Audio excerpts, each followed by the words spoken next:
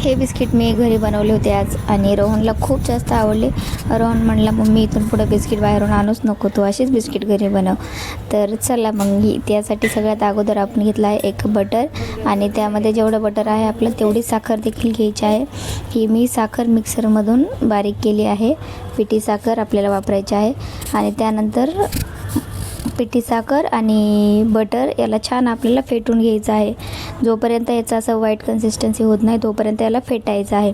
त्यानंतर 1 कप मैदा, 2 tablespoon cocoa powder आणि 1 छोटा टेबलस्पून म्हणजे थोडंसं बेकिंग पावडर. तर या सगळ्याला छान एक आपल्याला डो बनवून घ्यायचा आहे. तर यामध्ये हवं असेल तर थोडंसं दूध तुम्ही वापरू शकता, कारण एवढा डो बनत नाही, थोडंसं दूध लागतं. तर हे पहा मला साधारणतः अर्धा कप इतकं दूध लागलं आहे आणि छान याचा आता मी हातानेच डो बनवून घेणार आहे. तर हे पहा छान असा याचा एक डो बनवायचा आहे आपल्याला, एकदम सॉफ्ट डो, जेणेकरून आपल्याला याचे बिस्किट बनवायला इझिली हे मोल्ड होतील.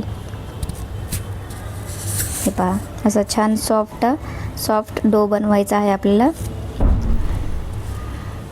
त्यानंतर मग आपण एक कढई घेऊया. कढईमध्ये मी टाकले मीठ आणि त्यामध्ये एक ठेवले स्टँड. हे कढई तोपर्यंत आपण प्री हीट करण्यासाठी ठेवून देऊयात आणि आता इथं आपले बिस्किटं बनवायला घेऊयात. तर छान मी एक छोटे छोटे गोळे घेऊन त्याच्या अशा पातळ पॅटी केल्या आणि त्यानंतर वेगवेगळे शेप कटर आणलेत मी, त्याच्या साह्याने एक एक करून मी याचे शेप घेऊन घेतले. तर रोहन होता पाठी, मम्मी हे शेप दे ते शेप दे. तर ह्याच्या असं छान ह्याला तुम्हाला जे पाहिजे ते शेप द्यायचे आणि त्यानंतर वरतून काजू लावलेत. तर तुम्ही बदाम वगैरे लावू शकता, पिस्ता लावू शकता, जे तुम्हाला आवडतील ते.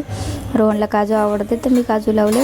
त्यानंतर पहा कढई चांगलीच गरम झाली आहे. आता मला भीती वाटत होती की हाताला चटका लागेल, तर तसंच मी कशी तरी ठेवली, कारण माझ्याकडे तशी पकड नाही आहे. तर थोडंसं मला भीती वाटत होती बरीच, कारण हे असं गरम झालेलं चटका खूप जास्त लागतो. कसंबसं मी ही प्लेट कढईमध्ये ठेवून दिली. तर चला आता एक 10 ते 12 मिनिटानंतर आपण याला चेक करूया. तर हे पहा आपले बिस्किटं पूर्णपणे रेडी झाले आहेत. तशाच प्रकारे दुसरी बॅच देखील मी इथं ठेवून दिली आणि खरंच बिस्किट खूप जास्त छान झाले होते. चला तर मग आता एक पहिले थोडे जास्त बेक झाले होते मी. तर चला मग भेटूया नेक्स्ट व्हिडिओमध्ये. बाय.